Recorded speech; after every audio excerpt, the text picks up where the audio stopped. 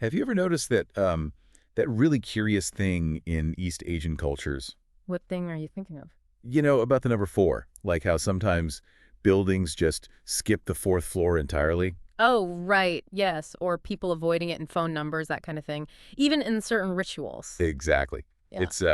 It's pretty widespread, isn't it? Sort It's, of fascinatingly pervasive. it absolutely is. And, if you ask why, the answer you almost always get is, well, it's at the sound. The sound, yeah. The word for four, like see in Chinese or see in Japanese and Korean. Hmm. It sounds very similar to their word for death. Right. See and smoomin in Mandarin, for instance, seems like a pretty straightforward phonetic coincidence on the surface. It does make a certain kind of immediate sense, but the sources we've been digging into for this deep dive suggest something else. Oh, what's that? Well, that this widely held belief, this superstition, might actually be more than just, a sound-alike issue. More? Like what? Like maybe it's a fragment, a sort of echo of something much older. And surprisingly, something incredibly logical. Not just a fear based on sound, but a whole system of thought. Okay, now that sounds like the kind of thing we love to explore here. A logical system behind the fear of four. Precisely. There's this fascinating theory. It's called the Odam-Tilly theory. Odom-Tilly theory, okay. And it proposes that it can unlock the real origins of this fear. And get this. It suggests it didn't actually start in East Asia. Not in East Asia. Where then? The idea is it came from ancient Turkic nomads. Nomads, really? How would that work? Well, these Turkic peoples, the theory goes, were masters of a kind of symbolic logic. They were apparently shaping languages based on really keen observation. Observations of what? Of nature, for one, Ugh. and the human body itself. Wow, okay. So grounding language in direct experience. Yeah. And these nomads, they traveled, obviously. Exactly. Think of them as like the original knowledge collectors, or maybe even the original internet in a way, Right. moving across the steppes. They weren't just moving themselves, they were moving ideas, sharing wisdom, connecting east and west, north and south. Their movement was the flow of knowledge. That's a powerful image. So how does this Odom-Tilly theory connect these nomadic observations to the number four and death? Where do we even start unpacking that? Well, the sources suggest starting with something really fundamental from nature, the snake. The snake. Okay, why the snake? Think about the sound it makes. Most snakes have that very distinct hiss, right? And then you have rattlesnakes adding that shush rattle from their tail. Okay, a sincha sounds distinctive. The theory posits that early people heard these sounds and directly linked them. The is sound is the hiss, the she is the rattle. It's almost onomatopoeic in a way. That makes sense, building language from the sounds around you. But you said it wasn't just sound. No, exactly. It's also the visual, the movement. How does a snake move? It makes that S-curve shape. Yeah. And it's always, well, on the ground. Yeah. Always on the ground. Its whole body, belly flat, constantly touching the earth. This permanent connection to the ground, combined with its shape and sound. Made it a powerful symbol. A very powerful symbol, yes. A symbol of being, as you said, profoundly, permanently earthbound. And that's the starting point for understanding how they thought about life and death, through the snake. That's the idea. The snake's physical state, horizontal, always touching the earth, becomes a key visual metaphor when thinking about the human body, well, in its final state. Okay, I see the connection building. Snake, sounds, earthbound. But how do we get to the number four specifically? That still feels like a jump. It does, but this is where the Odom-Tilly theory gets really interesting, pulling together different threads. It points to the Greek letter pi. Pi. Like 3.14159, how does that fit in? Not the number, the symbol, the shape itself. The theory interprets that shape visually as Right. two legs standing under a sort of covering, like a skirt or tunic. Two legs. Huh? Is there any, like, linguistic evidence for that? There is, actually. In Uzbek, which is a Turkic language, the word piyoda. Piyoda. Yes, it means pedestrian, someone who moves on two legs. It suggests that the symbolic meaning as two legs was preserved in these languages. Wow, okay. Equals two legs, so that's half the limbs. Okay. What about arms? Hands.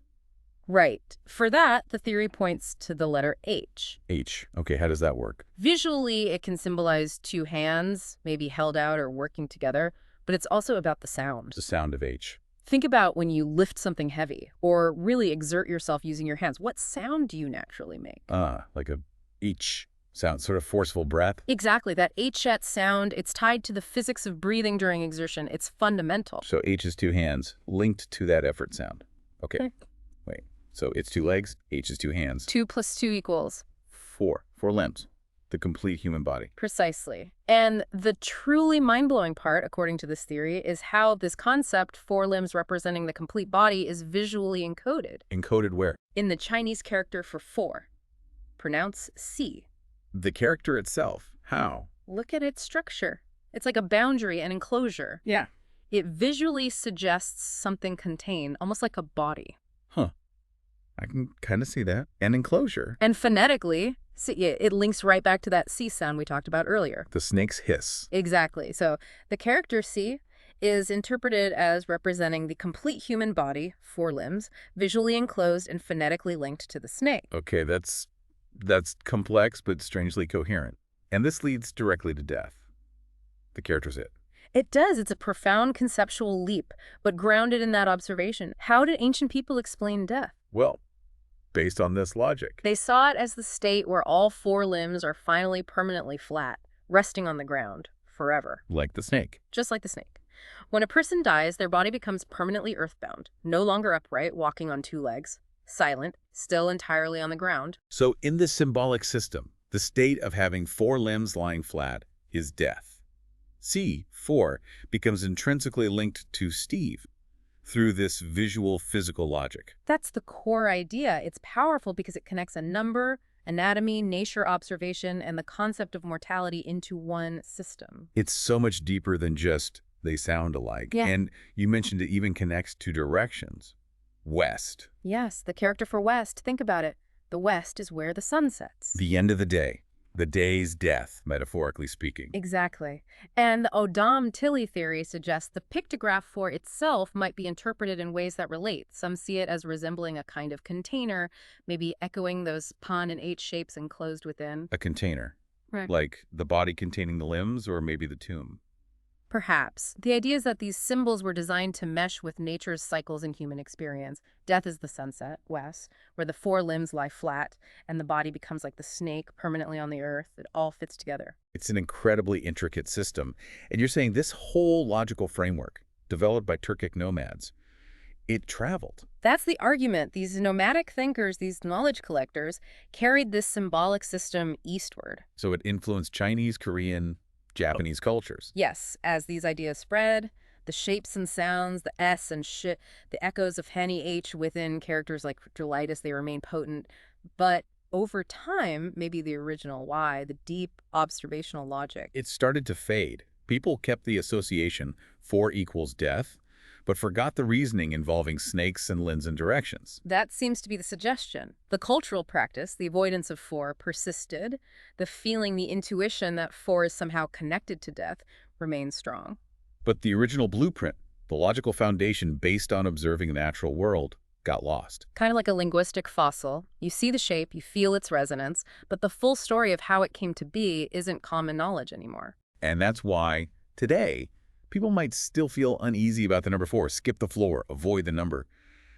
They're tapping into this ancient current without knowing its source. That's the perspective offered by the Odam tally theory. It suggests language and symbols aren't arbitrary. They're born from life, from watching, from listening. Pi isn't just math, it's legs walking.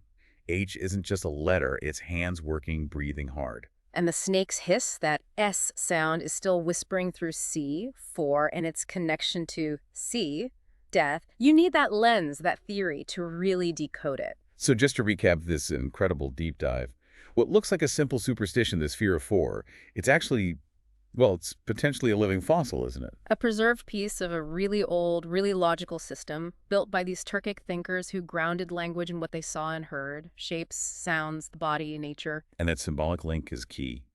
The 4 limbs, stilled, flat on the earth. Makes the human body like the snake, silent, still, earthbound.